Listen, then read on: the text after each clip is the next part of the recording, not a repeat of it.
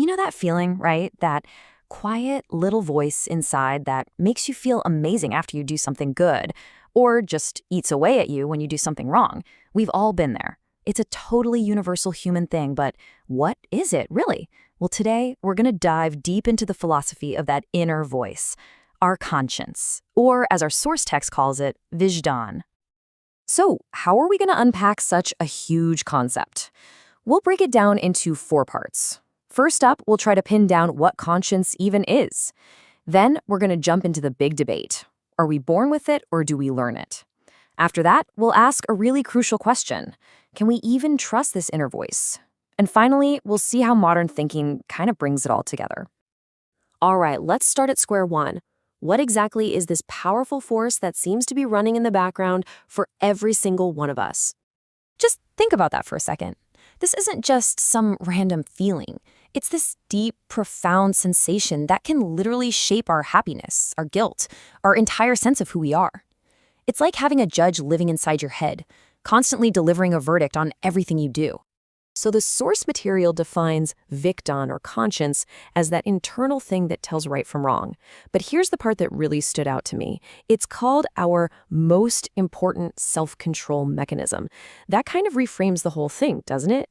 It's not just a passive moral compass. It's an active, guiding force that's supposed to keep us in check. And that, of course, brings us right to the heart of the philosophical puzzle.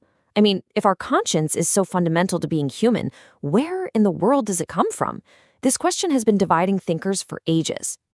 To put it another way, is our moral compass just built in from day one, a universal part of the human package?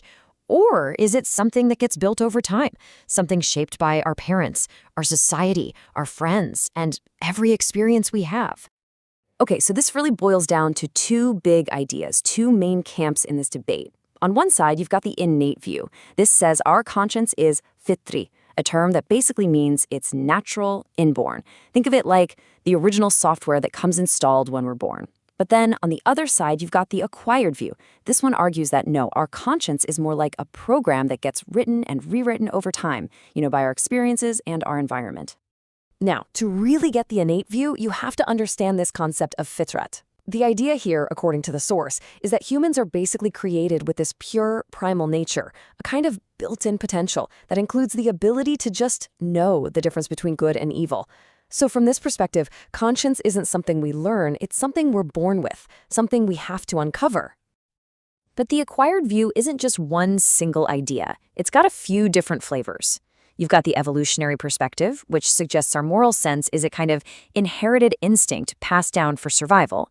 Then there's the associative view, which is pretty straightforward. We learn what's right and wrong based on rewards and punishments. And finally, the rationalist view sees conscience as our logical brain just applying reason to moral problems. Okay, so we've looked at where conscience might come from, but that just leads to an even more practical and maybe more important question. Can we actually trust it? I mean, is this inner voice a reliable guide for how to live our lives?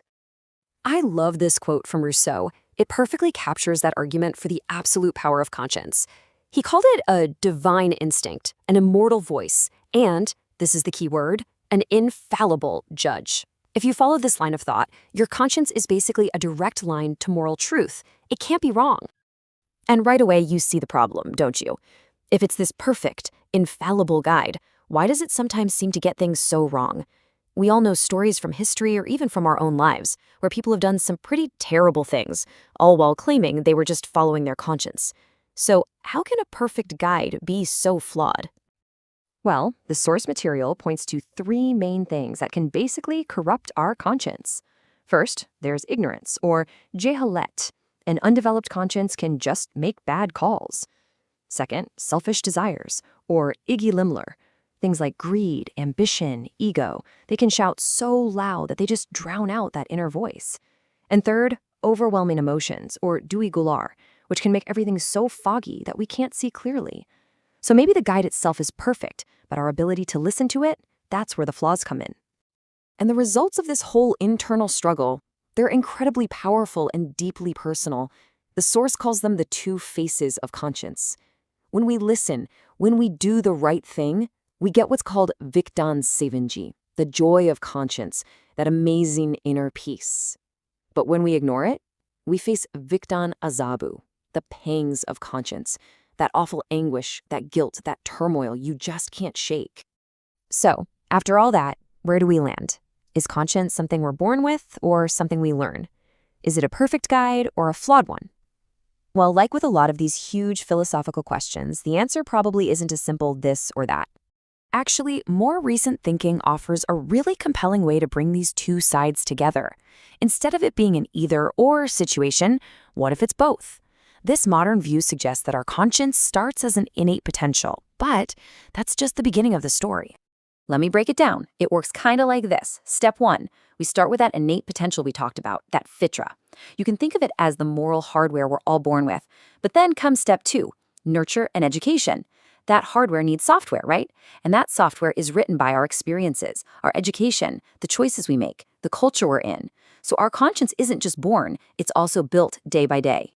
And that brings us to a final, really important question that's all about you. If our conscience isn't some fixed, static thing, if it's actually something that grows and changes based on what we feed it, what we learn, who we listen to, the choices we make every single day, well, that means the responsibility for keeping it sharp and clear, that's on us. So I'll leave you with this. What's shaping your conscience right now?